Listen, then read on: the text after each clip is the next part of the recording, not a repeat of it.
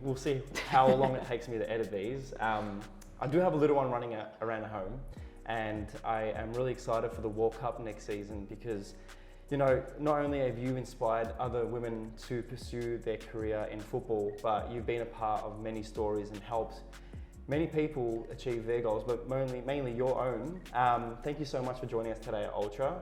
Hopefully today's been not too much of a drag to hold you for hours, but how are you? You good? I'm really good, thank you. And no, it's definitely not been a drag. I'm stoked to be here with you guys. Thank you. I know we've spoken for a while, so if you need a tea or a coffee, let me know. I'm on my third coffee and I just had a tea. I burnt my mouth. So that's why you stick with coffee. I know. I used to call coffee coffee bean soup. It was a little joke that I used to say. My wife. Is that because you could have more of it and it was like? I just thought like it's a bean and it's water, so it's soup, and I thought it's coffee bean soup. It makes sense, yeah? I think you can go with that. Well, so what do you call tea? Like leaf soup or something. Honestly, like, we're so privileged to have you here. You came to our launch night, and that was exciting to see you. I think a lot of people, you know, are excited to see footballers walk around our corridors. But having someone of your, you know, status, you've helped the Matildas come to where they are in a team aspect. But your career, we've been lucky enough to watch you in France, recently in the coldest part of the world, not Antarctica, but where was it? It was Iceland. How was that experience? Oh, it was unbelievable, to be honest. It was a bold move, I would say, and it was definitely a little bit random in the sense that I didn't actually have any intention of being overseas last year, but with where everything was at with the national team and obviously COVID and the way that, you know, selection was happening, I knew that, you know, my big goal is to be in that team. So I had to make decisions that put me in a position to do that, and it ended up being one of the best football and life decisions I've ever made. It was one of the most beautiful countries I've ever been to, and from a football sense, it helped me love playing abroad again. I think Iceland would have been, not only a football experience, but a life experience. From the cold weathers, but the beautiful landscapes, the people I've heard. Is there any stories you can tell us about Iceland in general, like something random that's happened, any fun facts that we should know of? Did you visit any spots that anyone should check out? I was going to say not so much fun facts, but I mean, I can't go past the fact that I sat and watched an active volcano. It just, I mean, we hiked for an hour to the top, and it was the most insane thing I've ever done. And it was, you know, everyone's just sitting on the top of a mountain, kind of on the way down, watching over this active volcano, and just, I can't explain the feeling of sitting and experiencing that. And I did a hike across the glaciers. It was a 30-something kilometre hike, and, you know, I definitely wasn't dressed appropriately. My shoes were slipping every step, but it was just the most incredible trip. And I think, like I said, it was a life experience, not just a football experience. So I came back feeling pretty fulfilled from that. We'll talk about your career over this chat. I think it's a good segue. How's the weather changed for you moving from Bandura to Casey with the City Girls? I think me watching you and the team, I have seen a lot of the young ones come through and look up to players like yourself and Barbieri, who we spoke about before on a 10 Essentials video. How is it, you know, with age, progressing from a team role but more a leadership role? Is that something you've always maybe looked up to in that position where you can lead younger women to, you know, reach their full potential as well? Yeah, I mean, it's been a big career shift, I would say, in the sense that I can't believe I've played 11 years in the league, and you do reach a point in your career where you're almost shocked that you're not one of the younger ones anymore. But I think for me, it's been a really exciting shift, and I think, you know, one of the biggest challenges I faced as a leader was coming into the captaincy role at City, and, you know, I came in after Steph Catley, which was, you know, just massive shoes to fill. And obviously we had a big shift in, you know, the team personnel the first year that I stepped into being the leader. And so I think, you know, it brought me a new area of challenge into playing, and I love it. And, you know, I'm not perfect at it, but I know that I've committed to evolving with that role, and it's something that, you know, I wear the armband with a lot of pride. And I think that it's, it's become one of my biggest new challenges in playing is now impacting the careers of the young ones, and I think it's something that I feel really passionate about, and I feel it's really important to me is making sure that the young girls that do come through, are given the best environment to succeed, and I think that it's the role of the senior players to provide that. It's going to be a big year next year, 2023. Women in football in Australia finally get a home turf tournament, and there's going to be a lot of young kids, but also the ones that have worked to the point of exhaustion, to see their hard work. And it's funny you say 11 years and you're still young. Don't say you're old in the sense that 26. Yeah. So I think it's that experience that you now get to witness all your hard work, and the World Cup being here, is that an achievement for yourself as well? To see that you've been a part of this mission to get it to where it is? Is that something you're excited about, not only for yourself but just the Australian public to see happen? Oh, I'm stoked, and I think I can't. I'd go beyond personal to just see it as this is a reward for where we've all come in terms of football. Beyond, it's not just women's football; it's men's football. It's football generally speaking. Like this is huge, and I think it does reflect how far we have come more specifically in women's football, though, because the reality is our success is a big part of why we have been selected to host such a massive tournament. But I think that this is a big turning point, and I think that we're on track to achieving really big things. Look, I think when it comes to whether it's the the World Cup this year, at the end of the year, with the Socceroos making this morning, and also the Matildas next year, I do understand that they're unified, which is great when it comes to football in general. And I'm really excited for 2023. Personally, now I get to show the potential of what my daughters will be able to achieve in their lifetime. You made your debut at 16, was it? Yeah.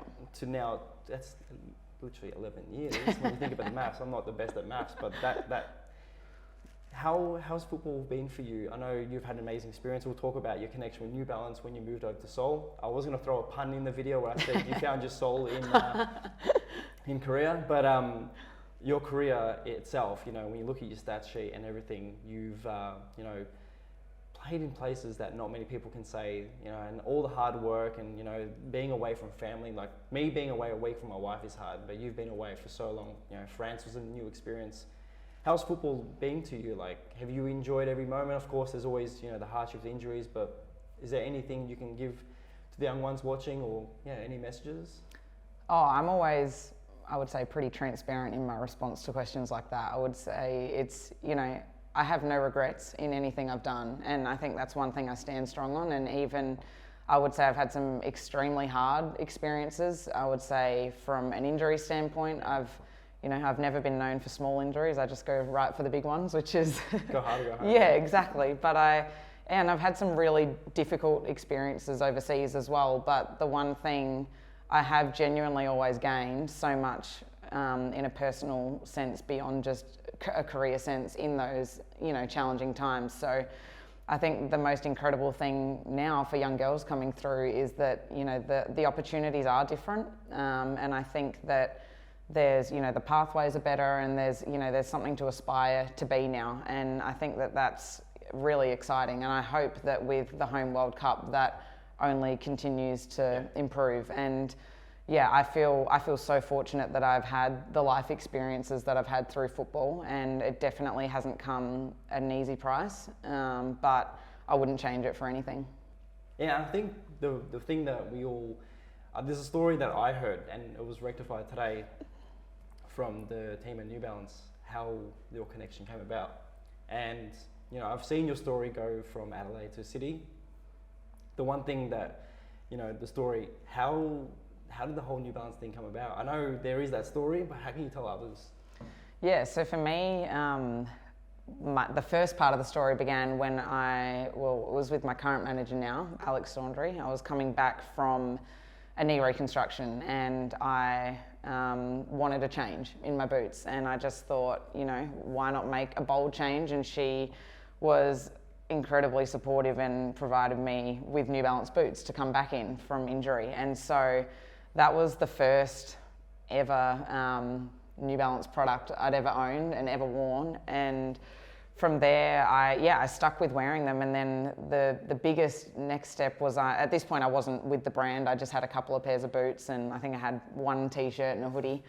And then I went to move, and this is your soul joke. I moved across to play in South Korea, and there was a massive New Balance store, and it was sick. It was 3 levels. It had really different gear to what we have here. And I was like, you know what, I'm gonna get a bunch of stuff. And I posted it on Instagram, and from basically then on, I have been with New Balance, and I feel like the brand has become like an extended family to me. And so it's crazy thinking back, and it's crazy that I've been with the brand for so long now. But I just can't imagine it any other way. And you went to Boston? Yeah, I went to Boston. I can't even remember how many years ago it was now, for their global conference, and I got to experience the global headquarters, which was phenomenal. It's a big deal, like to go to the headquarters, but also just visit the brand and how it, who they represent. To have you there, and there's always the potential of seeing you represent the brand as well. But I think when it comes to the women's game again, I think we're only seeing it recently with Sam Kerr and your teammate, where she's representing Nike. I think it's a great way of having idols that we can grow up and say, Sam Kerr. Like for me, I really enjoy having Carpenter on my back when I got the Leon shirt. But for you, have you ever had the experience of seeing someone with your name on the shirt? I think with City last season was a big year. I know we came so close, and it did break a lot of hearts. But what's your personal goals locally? Do you want to make a name again, like the league, win that with City after what they had many years ago? I think we got so close last year. Is that one of your personal goals, to show the girls that we can do it again, and new team, young team?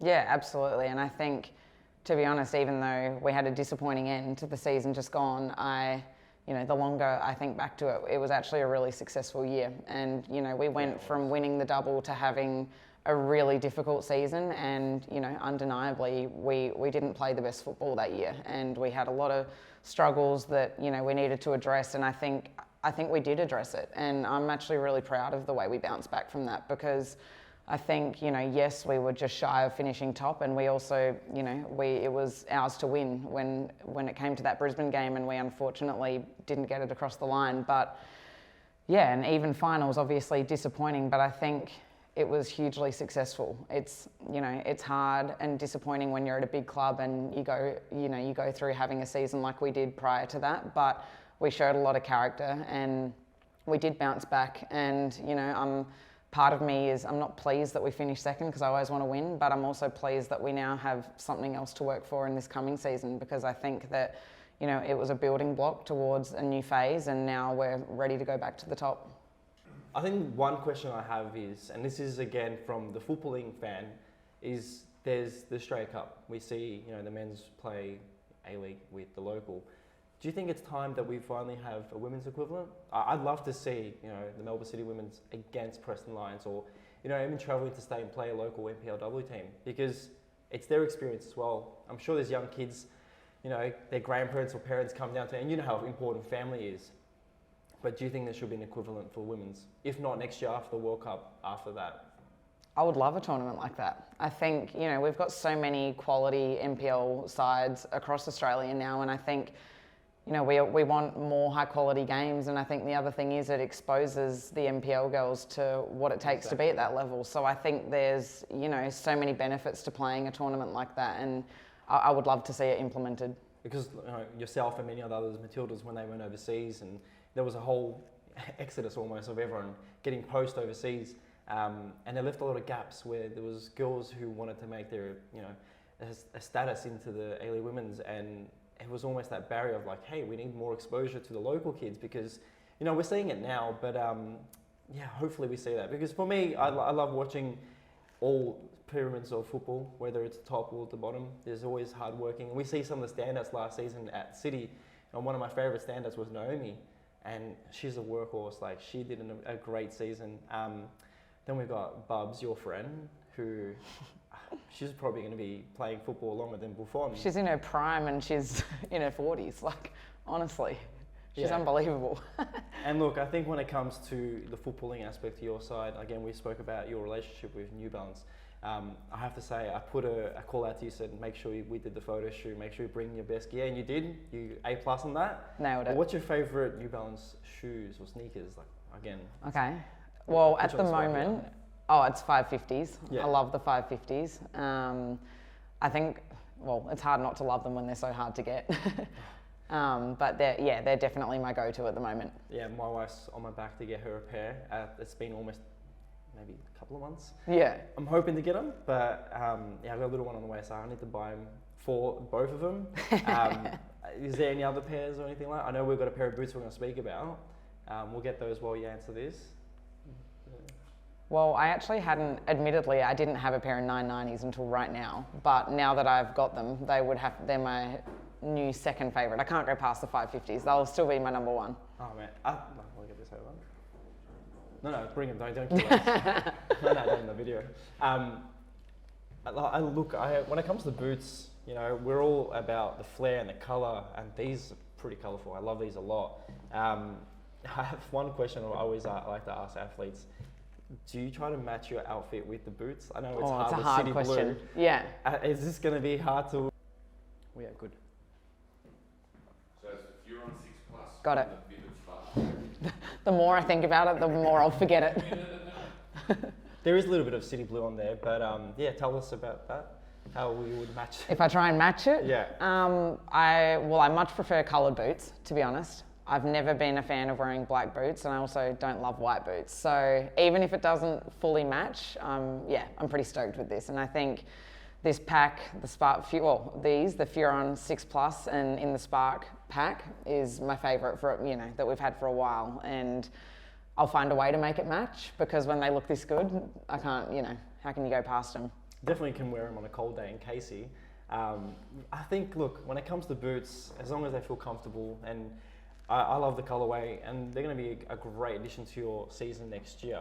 They could be the turning point. They could. Yeah, look, I think when it comes to football, there's going to be a lot of changes in the next 12 months. What's your personal goals, and is there anything that is personal to that you want to achieve or even spread the message of?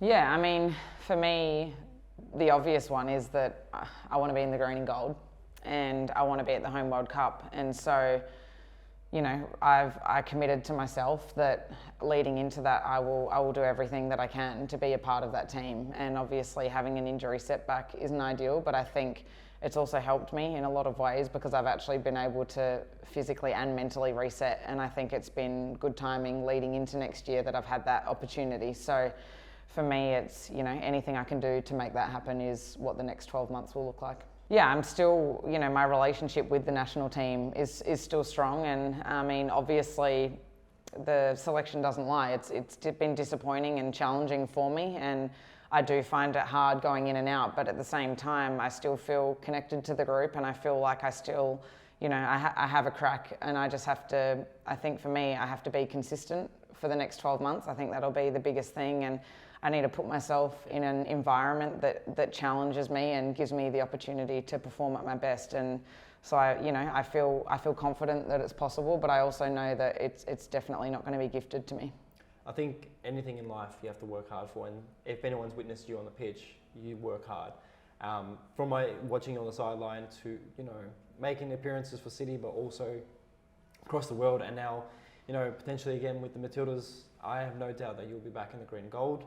You've inspired and hopefully inspire future kids to be a part of the Matildas, but also any other type of sport in the world, because I think the hard work that you put in, this is not me just saying in front of the camera, I'm someone that looks up to you in a sense that not only do you lead on the pitch, but you also mentor a lot of people to achieve their best. So thank you so much for not only doing that on the footballing aspect, but in general just helping others achieve their best. Oh, thank you. That means a lot to me. Anytime. And look, we at Ultra are thankful for your time. Hopefully we haven't held you back too long.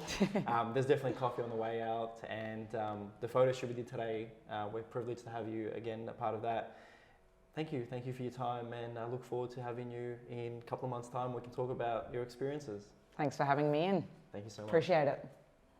That's it.